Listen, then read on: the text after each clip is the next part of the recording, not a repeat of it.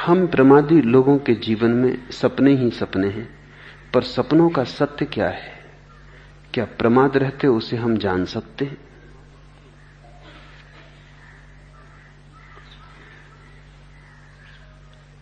सपने ही सपने हैं,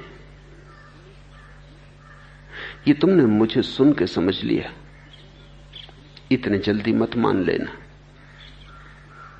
जानना जरूरी है, मानना नहीं। मैंने कह दिया और तुमने मान लिया तो काम ना चलेगा, उधार हो गई बात। तुम्हें ही खोजना पड़ेगा कि सपने हैं। बहुत लोग भटक जाते हैं दूसरों की बात मान के, क्योंकि मैं लाख कहूं कि सपना है, अगर तुम्हें भीतर सच ही लग रहा है तो तुम मेरी मानते भी रहोगे और चलते भी उसी की दिशा में रहोगे जो तुम्हें सच लग रहा है। यही तो उलझन है आदमी की। बुद्ध कहते हैं क्रोध पागलपन है। तुमने सुन लिया, इंकार भी ना कर सके।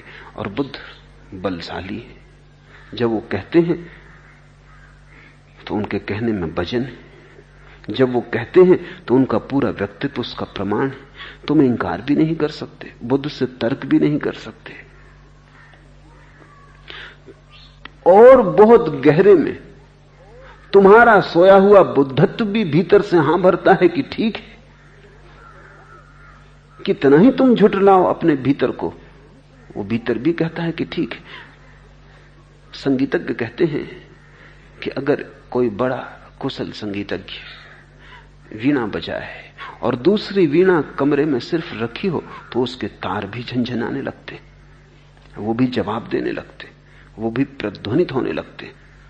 पुराने दिनों में तो यही कसौटी थी संगीतज्ञ की कि कोई अगर सच में वीणा बजाने में कुशल हो गया है तो वो तभी कुशल माना जाता था जब दूसरे कोने में रखी वीणा जवाब देने लगे। तुम्हारी वीणा भर बजाने का सवाल नहीं। अगर तुम्हारी वीणा सच में बज रही है तो प्रतिध्वनि उठनी शुरू हो जाएगी शांत कोने में बैठी वीणा से भी, क्योंकि वीणा भी ऐसी ही वीणा है, सोई है, किसी ने छेड़ा नहीं है उसके तारों को। लेकिन ये आवाज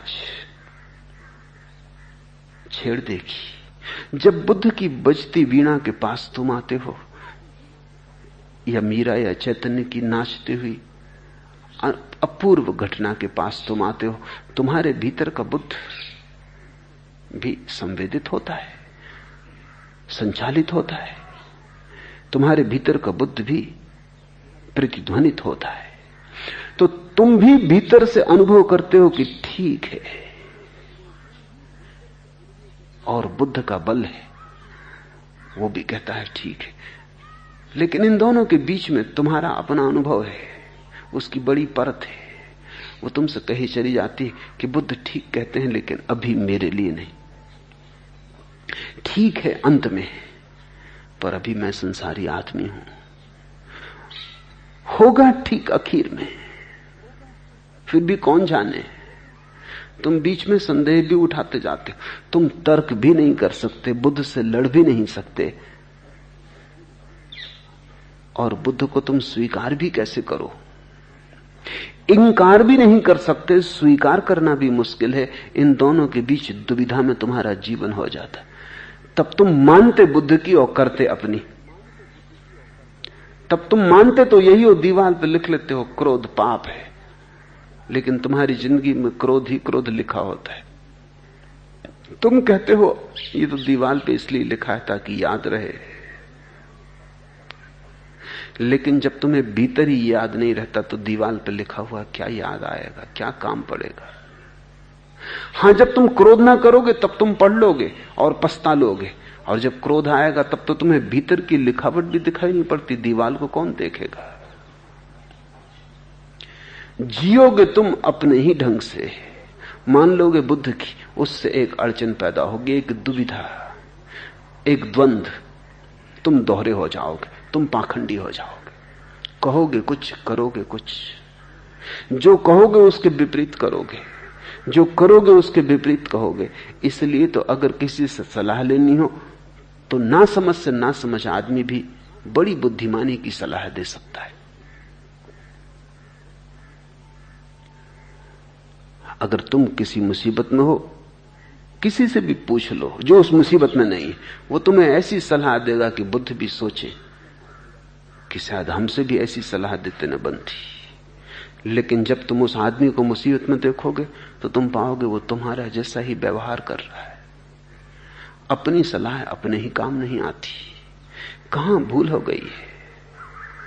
मेरे पास लोग आते हैं, वो कहते हैं हमें ज्ञान तो सब है, हमें मालूम सब है कि क्या ठीक है और क्या गलत है, लेकिन ठीक फिर होता क्यों नहीं?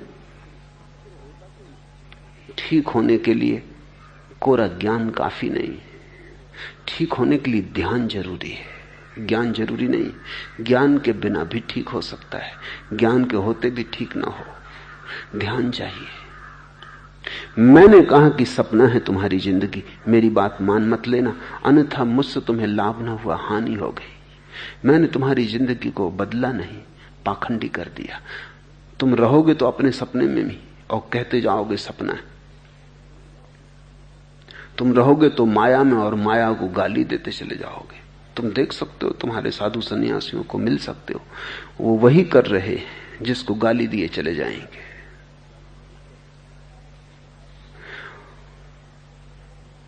स्वाभाविक है ये द्वंद्व, क्योंकि जो वो कह रहे हैं वो शास्त्रों से उधार है,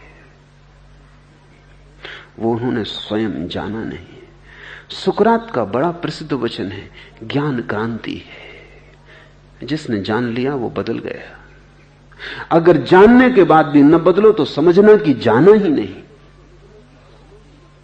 ये तो प्रश्न बिल्कुल गलत है कि हम जानते हैं फिर बदलाहट क्यों नहीं होती। ये तो असंभव है। जिसने जान लिया आग जलाती है, वो आग में हाथ ना डालेगा, और अगर डालता हो तो सिर्फ एक ही प्रमाण देता है कि उसने सुना होगा किसी से कि आग जलाती, खुद जाना नहीं है। खुद तो वो यही जानता है कि आग बड़ी शीतल है, और अगर एक आग जला देती तो भी नहीं सीखता, क्योंकि वो सोचता है जरूरी थोड़ी कि दूसरी आग भी जलाती हो, फिर तीसरी भी आग है। जिंदगी में हजार रंग हैं आग के, एक रंग जला देता है तो दूसरा जलाएगा, ये कोई जरूरी थोड़ी है। वो प्रयोग करता चला जाता है और धीरे धीरे धीरे धीरे अभ्यस्त हो जाता है आग से जलने का। फिर जलने की पीड़ा भी नहीं होती, फिर चमड़ी उसकी इतनी जल चुकी होती कि जलने की संवेदना भी नहीं होती। क्रोध का पता भी उन्हीं को चलता है जो अभी नए नए अभ्यास कर रहे हैं। जो पुराने अभ्यासी, उन्हें क्रोध का कोई पता ही नहीं चलता। वो मजे से क्रोध में जीते, जैसे नाली का कीड़ा नाली में जीता, कुछ पता नहीं चलता। तुम उनसे कहो भी कि ये क्रोध बुरा है, वो कहेंगे कि हम तो बड़े मजे में। सच तो यह है, उन्हें अगर क्रोध करने का मौका न मिले तो बड़ी बेचैनी मालूम पड़ती, तलफ लगती। अगर उन्हें 2-4 दिन क्रोध करने का मौका न मिले तो वो पागल हो जाएंगे, वो कुछ ना कुछ उपाय खोज लेंगे, वो कहीं न कहीं कोई झंझट खड़ी कर लेंगे, वो किसी न किसी से जाके जूझ जाएंगे, तभी उनको थोड़ी राहत मिलेगी। वैज्ञानिक कहते हैं कि पूरी मनुष्य जाति लड़ने को आतुर है, इसलिए तो हर 10 वर्ष में एक महायुद्ध की जरूरत पड़ जाती। इतना क्रोध लोग इकट्ठा कर लेते हैं कि फिर छोटे मोटे झगड़े से काम नहीं चलता, पति पत्नी के झगड़े से हल नहीं होता, वो तो रोज चलता रहता, वो तो अभ्यास है। फिर कोई महायुद्ध चाहिए जहां सब लपटों में हो जाए, जहां विध्वंस करने की पूरी छूट मिल जाए, जहां लाखों लोग मारे जाएं, तब कहीं 10-15 साल के लिए आदमी का मन थोड़ा हल्का होता है। तुम सोचते हो हिंदू मुसलमान इसलिए लड़ते हैं कि उनके धर्म अलग अलग हैं, तुम गलती में हो। तुम सोचते हो हिंदुस्तान पाकिस्तान इसलिए लड़ते हैं कि उनकी राजनीति अलग अलग है, तुम गलती में हो। तुम सोचते हो रूस अमेरिका इसलिए लड़ते हैं कि उनका सिद्धांत और शास्त्र अलग अलग है, तुम गलती में हो। शास्त्र बदल दो, सिद्धांत बदल दो, धर्म बदल दो, लड़ाई जारी रही। हिंदू मुसलमान न लड़ेंगे तो गुजराती मराठी लड़ेंगे, वो दोनों ही हिंदू हैं। हिंदू मुसलमान न लड़ेंगे तो पूर्व पाकिस्तान पश्चिम पाकिस्तान से लड़ेगा, वो दोनों ही मुसलमान हैं। जिन्ना के भूत को भी स्मरण नहीं आता होगा कि ये कैसे हो रहा है, समझ में नहीं आता होगा कि कैसे हो रहा है। मुसलमान मुसलमान से लड़ रहे हैं। छोड़ो पाकिस्तान, दोनों अलग हो गए अब तो। अब बांग्लादेश में बंगला मुसलमान ही बंगला मुसलमान की हत्या कर रहा है। आदमी हत्या में उत्सुक है, बाकी सब बहाने। आदमी मारने में उत्सुक है क्योंकि आदमी जीना नहीं जानता है। आदमी क्रोध के लिए आतुर है क्योंकि आदमी प्रेम की कला भूल गया है। आदमी के साज पर प्रेम का, ध्यान का नगमा बजता ही नहीं, साज ही टूट गया है। साज से बस ऐसी आवाजें उठती हैं युद्ध की, विध्वंस की। एक बात ख्याल रखना, पाखंडी मत बन जाना। मैं जो कहता हूं उसे मान लेने की जरूरत नहीं है, उसे जानने की जरूरत है। तुम मेरी मान के आचरण में मत बदलने लगना उसे, अन्यथा तुम सदा के लिए भटक जाओगे। तुम्हारे धर्मगुरु तुमसे यही कहते हैं कि सुन लिया, अब इसे आचरण में लाओ। मैं तुमसे कहता हूं सुन लिया, अब इसे जानो। आचरण की बकवास मत उठाओ, क्योंकि जानने वाले के लिए आचरण अपने आप आ जाता है। आचरण छाया है ज्ञान की, ज्ञान क्रांति है।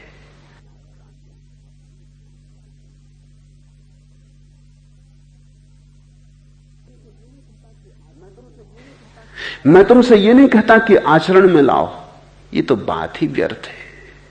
मैं तुमसे इतना ही कहता हूं, जो तुमने मुझसे सुना समझ मत लेना कि तुमने जान लिया। मुझसे तुमने सिर्फ सुना, यह एक परिकल्पना है तुम्हारे लिए। मैंने तुम्हें एक कुंजी दी खोज के लिए। खोज तुम्हें करनी पड़ेगी, ये खजाना नहीं है, ये सिर्फ कुंजी है। इस कुंजी को तुम खीसे में रखे रहो, इससे खजाना ना मिल जाएगा। तो मैंने कहा इसको तुम दिशा सूचक संकेत समझो। ये मील का पत्थर है जिस पे तीर लगा है कि आगे जाना है। इस मील के पत्थर को मंजिल मत समझ लेना, यात्रा करना। और मैं तुमसे कहता हूं यात्रा आचरण की नहीं, ज्ञान की। क्योंकि जब ज्ञान आता है तो आचरण अपने से आ जाता है। जिसने ठीक जान लिया वो ठीक हो जाता है। सम्यक बोध, सम्यक जीवन की आधारशिला है। इसलिए महावीर ने कहा सम्यक ज्ञान, बुद्ध ने कहा सम्यक दृष्टि। ठीक ठीक दृष्टि बस पर्याप्त है, बाकी तो सब विस्तार की बातें। लेकिन सस्ता मालूम पड़ता है ये मैंने कहा तुमने। जैसे उन्होंने इतने दिन से सुना है तो बड़ी कृपा की, लिख के भेज देते हैं कि हम हजारों मील से चल के आए और अभी तक कुछ नहीं हुआ। तुम हजारों मील से चल के आए हो, इससे तुमने मुझ पे कोई एहसान नहीं किया।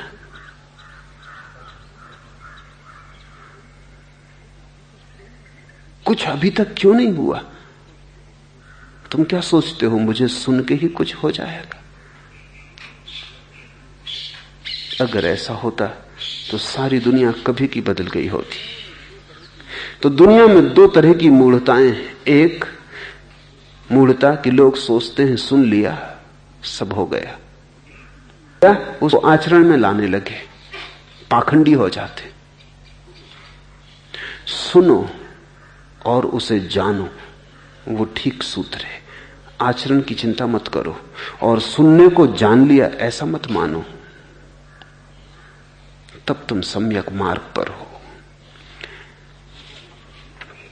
तुम्हारे सपने सपने हैं ऐसा मैं कहता हूं, बुद्ध कहते। ठीक ही कहते होंगे ऐसा तुम समझो, इतनी श्रद्धा रखो कि ठीक कहते होंगे। लेकिन खोजना है तुम्हें, उनके ठीक का तुम्हें गवाह होना है।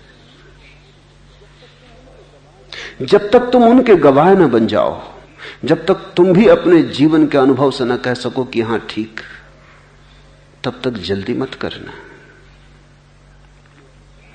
और सपने को जानने का एक ही उपाय है कि तुम थोड़े जागो।